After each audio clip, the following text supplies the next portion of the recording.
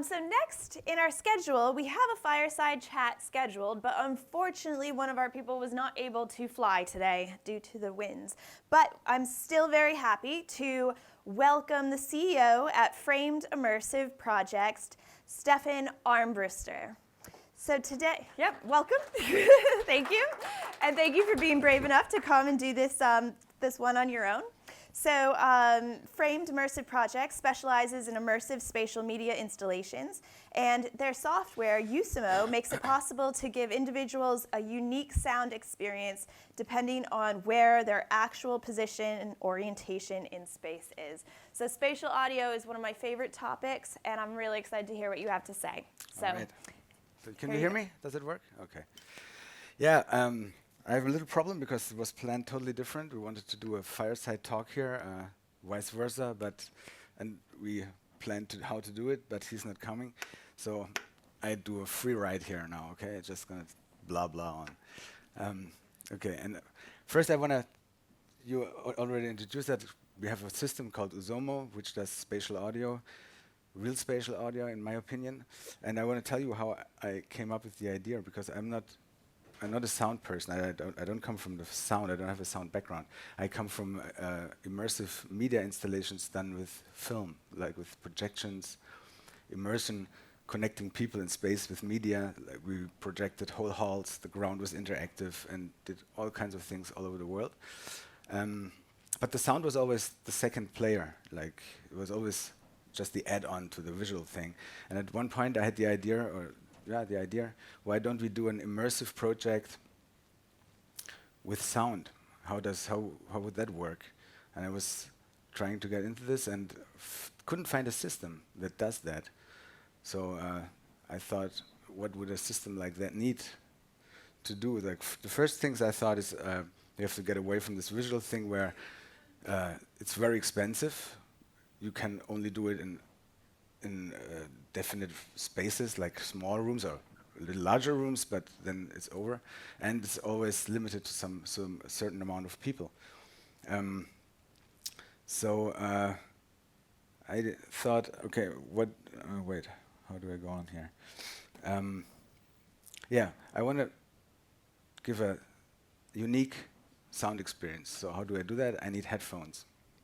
That's not because I like headphones, but every other system I found was either for everybody or it was very expensive, like wave field synthesis systems that do some things like that, but it's just like kind of theoretical but not really practical to use.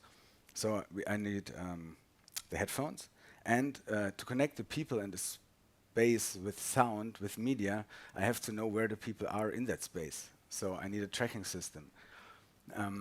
I couldn't find a tracking system at that time, so I got into that for a little bit. And got an idea. I had an idea how this could be solved. I checked, went on, and then finally it proved that it could be done. So I found this company, or we found this company, me and my wife, Uli, found a company called Framed Immersive Project to develop Usimo. And Usimo works now, is out, and does more than I ever thought it would do. How it looks is, I don't have any pictures here, but I'm gonna show a film later on. What it looks like is you have a headphone with a tracking device on top, and you have a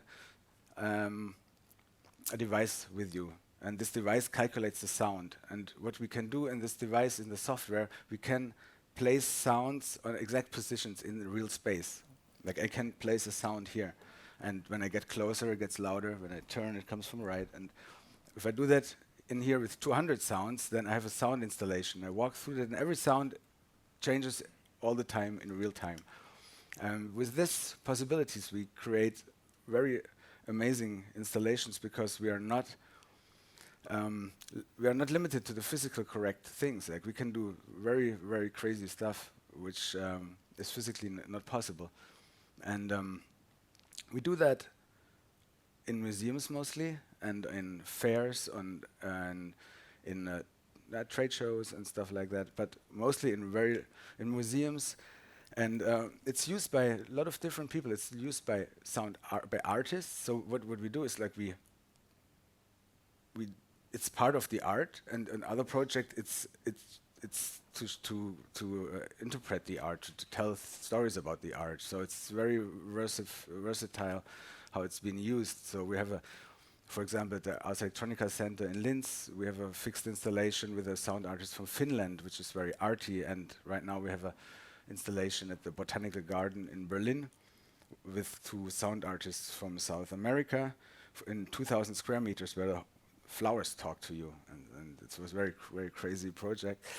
On the other hand, we have projects like in Dresden, in the Festung Dresden, where it's an old fortress where there's nothing in there, so another company projected the hell out of it, and so everything is projected. It's like a walk-in movie for 1.5 hours, and the sound comes from our system. So you walk around, you get these images, and you hear stuff. So it's very unique experience as well. And there's normal things things like the Rock and Pop Museum, where we have 50 screens, and every vitrine, or I don't know how you call it, is from a different band, and you walk through and you have all this music and band and information going on. And we have one very nice project, which was actually the thing we wanted to talk about today, that we did with the Museum of Communication in Bern, in Switzerland. And it's this was about sound of silence, it was called. And it was about silence. It's an exhibition about silence. It was very at the beginning we were like, okay, how do you do an exhibition about silence? But they did a real good job. Idea und Klang was the sound company that did the sound, and the museum and us together, we made an exhibition which held the people in there for about 1.5, 2 hours. Visually it was very small, like there was no exhibits in there. It's only I'm going to show a film to that. Only lines and little clues, and you walked around and you got all these stories and all these phenomena that we created with the system to explain sound and silence. And it got nominated for many awards, or got many awards. So that was the topic actually for today. And I think I'm going to show you the clip that Kurt sent us.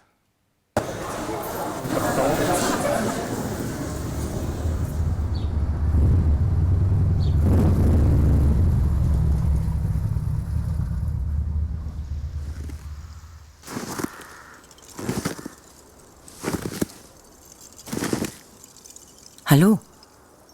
Sag nichts. Bleib einfach hier.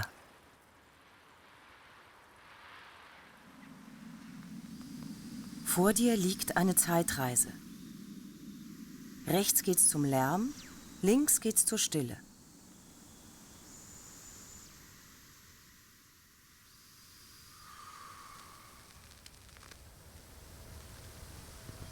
Tag.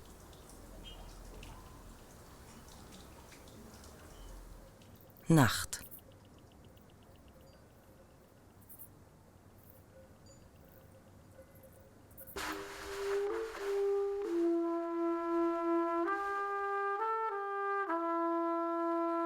Was ist Lärm? Gemessen ist hier alles gleich laut. Für dich wahrscheinlich nicht.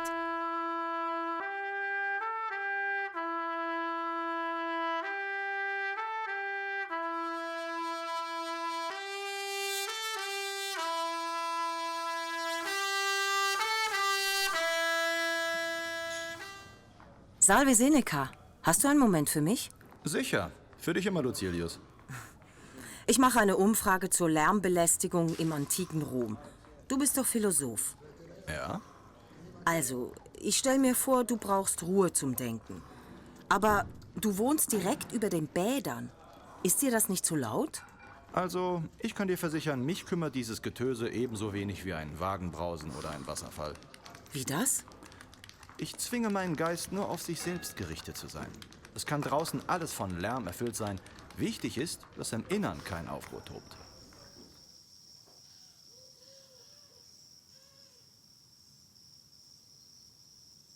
Stille ist kein modernes Phänomen. Stille hat es immer schon gegeben, bevor wir da waren. Stille wird es immer nach uns auch geben.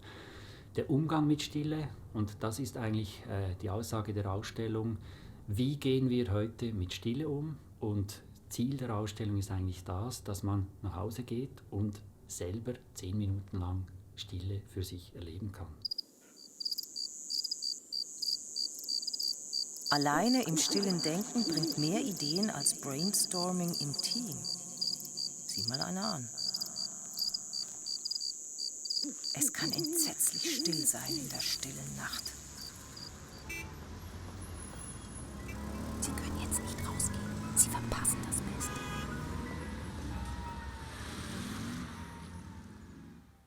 Sie suchen Stille, richtig? Suchen Sie nicht irgendwo.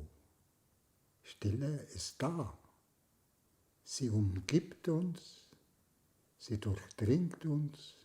Sie ist da wie der Atem, wie die Luft, die wir atmen. Suchen Sie nicht weit weg. Stille ist da. Kommen Sie an, kommen Sie zur Ruhe.